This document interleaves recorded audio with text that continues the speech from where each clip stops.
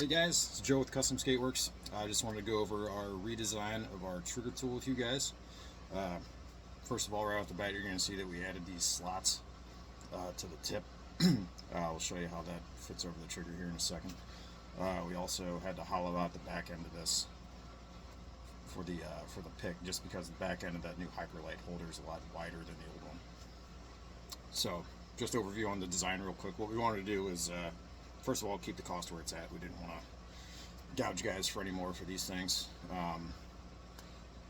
We also wanted to make it backwards compatible with the edge holder, because if we're using history as a lesson, then the edge holders are going to be around for quite some time still.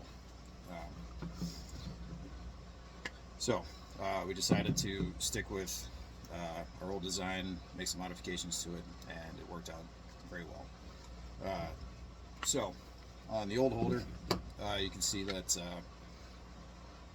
these holes where the trigger was, whether it was a junior or senior, for junior it was all the same size hole, for senior it was all the same size hole, so we got away with these two different tip sizes. So on the new Hyperlight holder, bar through is a curved ball here, and the hole in this backside is different for every size. So that made it difficult to get a tool that would work for all different sizes. So what we went ahead and did was focus on where we could get some leverage, and that turned out to be just the lips of these openings. So where we could get that leverage is by putting a slot on either side. It's on both sides, so you can use either hand you want whenever the guy's got to skate on the bench, whatever makes it easy to get in there. So just like in the old one, you always have the round part towards the trigger, and you twist it. You can see where it gets leverage off of where that comes up, and it allows it to compress that trigger a little bit. If you keep turning, it is going to pop out, but once that happens, it's done its job. It's broken that trigger loose.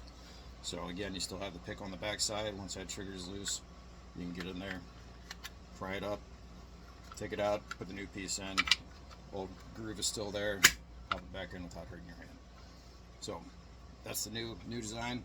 I had a couple guys ask, like, well, you drilled these slots in it, isn't that going to weaken that tip? Most of the strength comes from this rib right down the middle, so you don't have to worry about that. Also, this material is a 30% glass-filled nylon. The tensile strength on this is on par with aluminum, so unless you're using it really, really wrong, you're probably not going to break it. So that's all for our new trigger tool. If you have any more questions, let me know. Thanks, guys.